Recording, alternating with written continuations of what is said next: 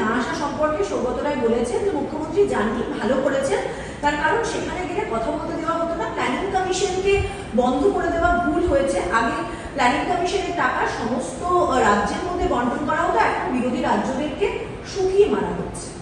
দেখুন, উনি একজন ফিজিক্সের প্রফেসর, ওনার মুখ থেকে এই ধরনের ভেগ কথাবার্তা মোটেও মানায় না। আমি ওনাকে বলবো, যেহেতু উনি অঙ্ক করা লোক, ফিজিক্স পড়া লোক, যখন মমতা বন্দ্যোপাধ্যায় ইউপিএ আমলে ছিলেন সরকারে, সেই সময় কেন্দ্র সরকারের কাছ থেকে মমতা বন্দ্যোপাধ্যায় যে যার অংশ ছিলেন, পশ্চিমবঙ্গ কত টাকা পেত, আর আমাদের নরেন্দ্র মোদীর সময় যখন মমতা বন্দ্যোপাধ্যায় স্বয়ং মুখ্যমন্ত্রী পশ্চিমবঙ্গের, কত টাকা কেন্দ্র সরকারের কাছ থেকে রাজ্য সরকারের কাছে গেছে বা যায় তা বলতে বলবেন।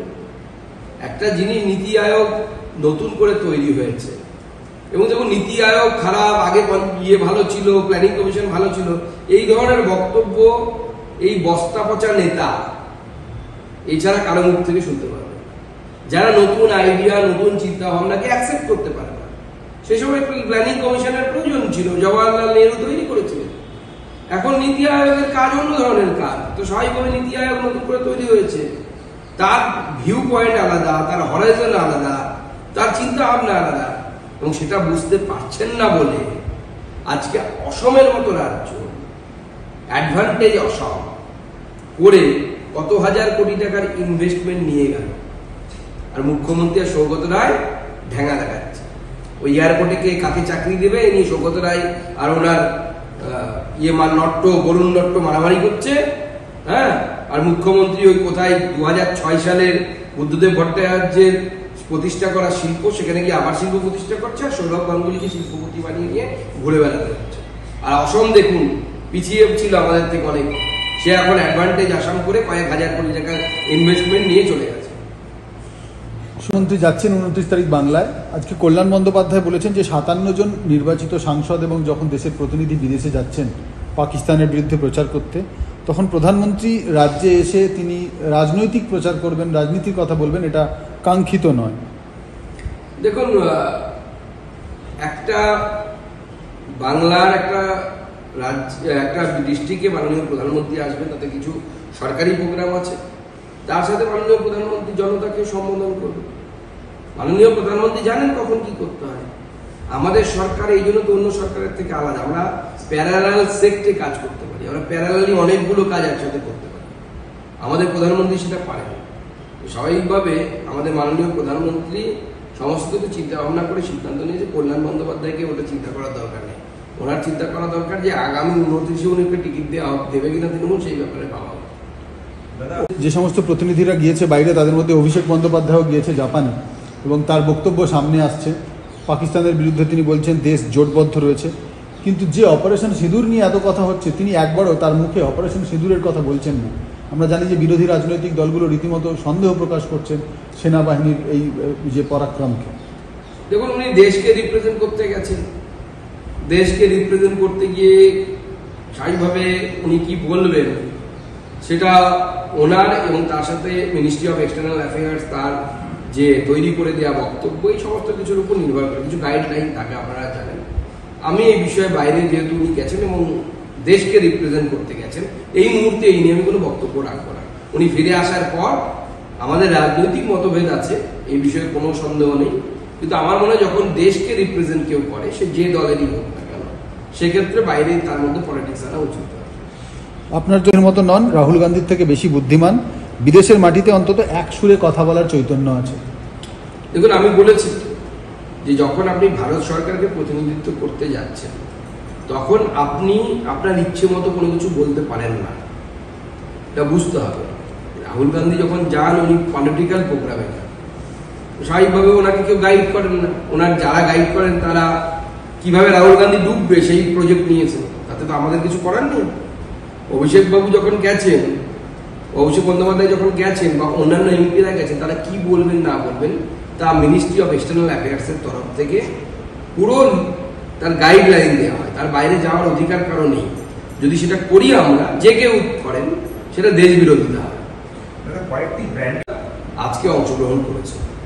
আমার যেটা মনে হয়, যেহেতু নীতি আয়োগে অত্যন্ত গুরুত্বপূর্ণ বিষয় নিয়ে রাজ্যগুলো কিভাবে কোঅর্ডিনেশন করে কেন্দ্র সরকারের সাথে কাজ করবে এবং আগামী দিনে পলিসিগুলো কিভাবে তৈরি হবে বা পলিসিগুলো কিভাবে ইমপ্লিমেন্টেশন হবে, এই সমস্ত গুরুত্বপূর্ণ বিষয়ে আলোচনা হয়।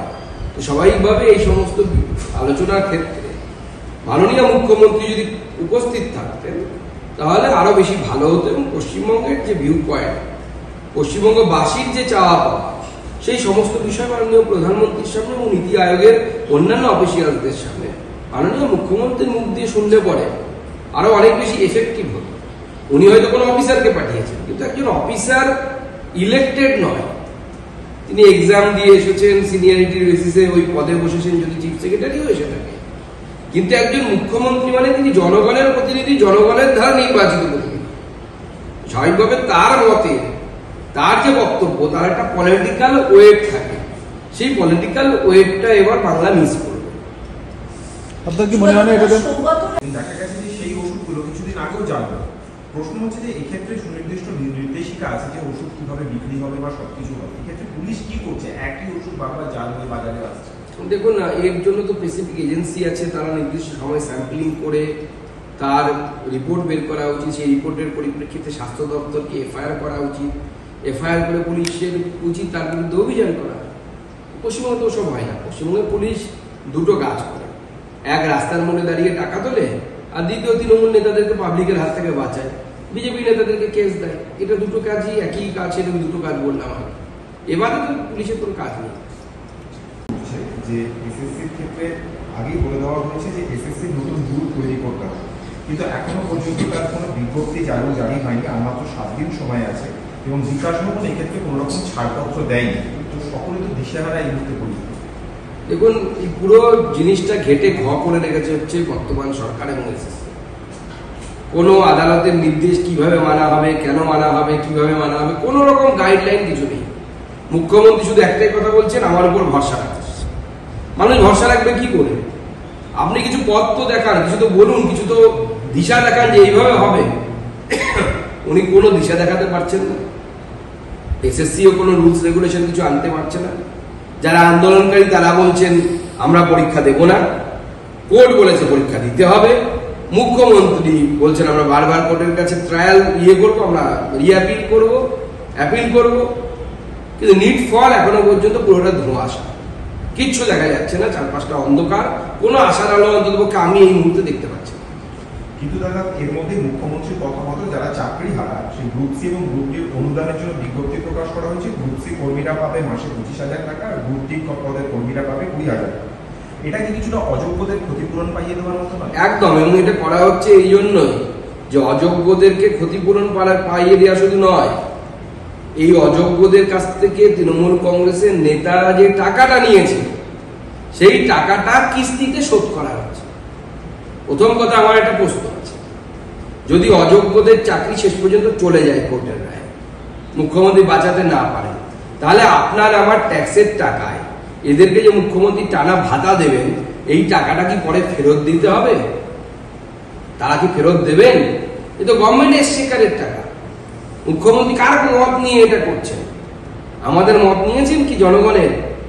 যে আমরা টাকা ট্যাক্সের টাকা দিয়েছি, সেই ট্যাক্সের টাকায় উনি এই যে ভাতা দিচ্ছেন যারা অযোগ্য, যারা যোগ্য তাদেরকে ভাতা দিচ্ছেন, আমাদের কোনো আপত্তি নেই। কিন্তু যারা অযোগ্য, যারা পয়সা দিয়ে সাদা ওএমআর শিট দিয়ে যারা চাকরি পেয়েছে, তাদের তো কোনো ভাতা কেন, কোনো সহানুভূতি পাওয়ার যোগ্য না তারা। তাহলে তো মানুষ সবাই বলে যে আমরা চুরি করবো, আমাদেরকে ভাতা দেওয়া হবে। বলছে যে মুর্শিদাবাদের ঘটনা নিয়ে আলোচনার প্রয়োজন, কিন্তু অপারেশন সিঁদুর আর মুর্শিদাবাদ দুটো কি একই জায়গায় আসতে পারে? দেখুন, মুর্শিদাবাদ আমাদের রাজ্যের ইন্টারনাল একটা সমস্যা। স্বাভাবিকভাবে সেই বিষয়টি আমাদের রাজ্য বিধানসভায় আলোচনা হওয়া একান্ত প্রয়োজন।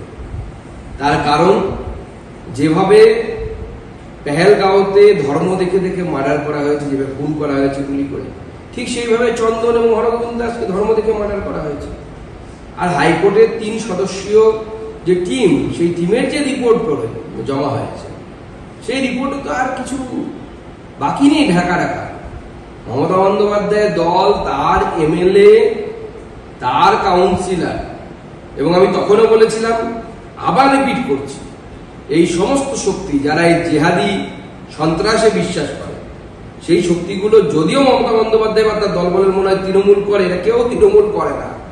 এরা এদের ধর্মীয় এজেন্ডাকে, উগ্রপন্থী এজেন্ডাকে এস্টাবলিশ করার জন্য চেষ্টা করছে। আজ তৃণমূল ক্ষমতায় আছে তাই এরা তৃণমূল, যদি সিপিএম ক্ষমতায় থাকতো তাই তখন এরা সিপিএম হতো। তখন ধর্মীয় এজেন্ডা এরা করেছে, ইমপ্লিমেন্ট করেছে। সেই নয় একের পর এক সীমান্তবর্তী গ্রামগুলো মুর্শিদাবাদের হিন্দু শূন্য হয়ে গেছে সিপিএম আমাদের।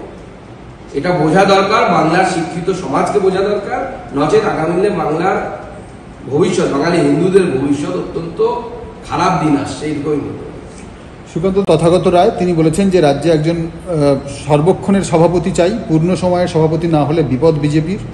21 সালে বিজেপি নিজের পায়ে কুড়ুল মেরেছিল, 26 সালে আবার অনেক ভেজাল বিজেপি ঢুকে পড়েছে এবং এখন নতুন বিজেপি সভাপতি দরকার যদি এই পরবর্তী ইলেকশনে জিততে হয়। সমস্যা হচ্ছে উনি ভুল জায়গায় সমস্ত কিছু করছেন। উনি মিডিয়ায় বলছেন, মিডিয়া তো রাজ্য সভাপতি নির্বাচন করবেন, নির্বাচিত করবেন হচ্ছে আমাদের কেন্দ্রীয় নেতৃত্ব। ওনার যা বলেন কেন্দ্রীয় নেতৃত্বকে বলা উচিত, যদি ওনার কথা কেউ শুনে।